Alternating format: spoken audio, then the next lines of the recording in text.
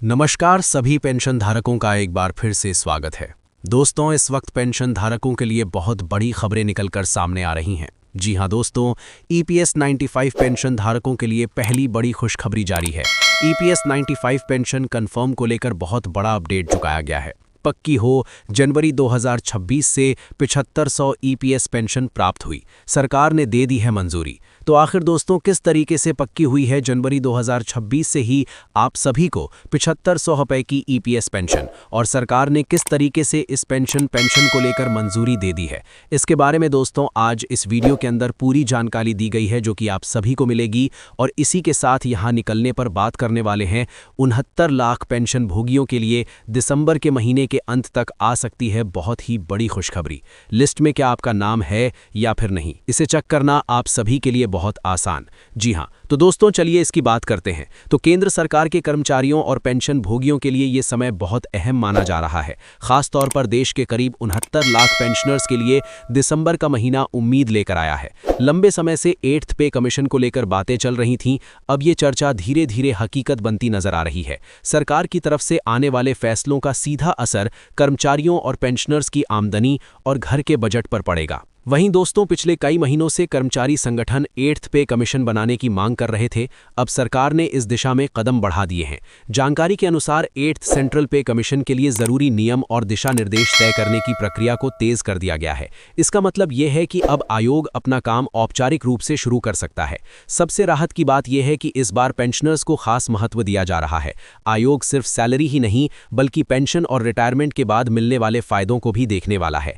8th वेतन आयोग लगभग 69 लाख पेंशनर्स और 50 लाख कर्मचारियों को फायदा दे सकता है। इसके लागू होने की संभावित तिथि 1 जनवरी 2026 मानी जा रही है। इसका मुख्य उद्देश्य वेतन और पेंशन में बढ़ोतरी करना। फिटमेंट फैक्टर 2.28 से 3.0 के बीच यहां पर जो है रह सकता है।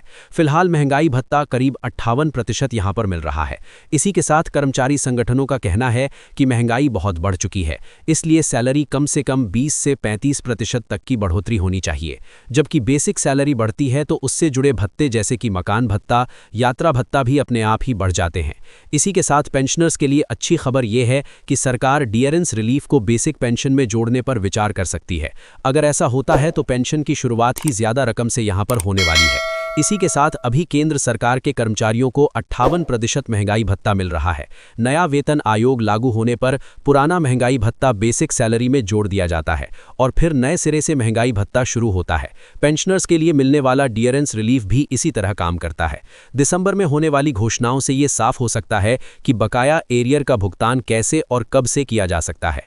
इसी के साथ दिसंबर 2025 में संसद के शीतकालीन सत्र के दौरान सरकार ने 8th पे कमीशन को लेकर औपचारिक बयान दे दिया है। सरकार पहले ही संकेत दे चुकी है कि पेंशनर्स के हितों का इसमें पूरा ध्यान रखा जाएगा। हाल ही में डिजिटल लाइफ सर्टिफिकेट और यूनिफाइड पेंशन सिस्टम जैसे बदलाव लागू हुए हैं। अब वेतन आयोग की रिपोर्ट का अगला कदम जो है मानी जा रही है। हालांकि आयोग की पूरी रिपोर्ट देने में करीब 18 महीने यहां पर जो है लग सकते हैं। न्यूनतम पेंशन में अच्छी बढ़ोतरी हो सकती है। अगर देरी होती है तो एरियर का लाभ भी मिलेगा। मेडिकल अलाउंस में बदलाव किया जा सकता है। ग्रेजुएटी की सीमा 20 लाख रुपए से बढ़ाकर 25 या फिर 30 लाख रुपए की जा सकती है। फैमिली पेंशन के नियम भी आसान यहां से बनाई जा सकती है। भारत में हर 10 साल में नया वेतन आयोग बनाया जाता है। 7वां वेतन आयोग 2016 में आया था, इसलिए 26 में 8th वेतन आयोग का आना तय माना जा रहा है। 8th वेतन आयोग भी अलग अलग श्रेणी में राहत की घोषणा को लेकर मुख्य काम कर रहे हैं। इसी के साथ सभी पेंशन भोगियों को अपना सेवा रिकॉर्ड और बैंक की जानकारी अपडेट रखनी चाहिए। इसके बाद किसी ने भी घोषणा की केवाईसी की जरूरत पड़ सकती है। केवल सरकारी अधिसूचना और विश्वसनीय खबरों पर ही आपका ध्यान है। अगर आपकी पेंशन से जुड़ी कोई भी गलती है तो उसे ठीक करवाएं ताकि आपके लिए मुआवजा का भुगतान समय पर पूरा किया जा सके।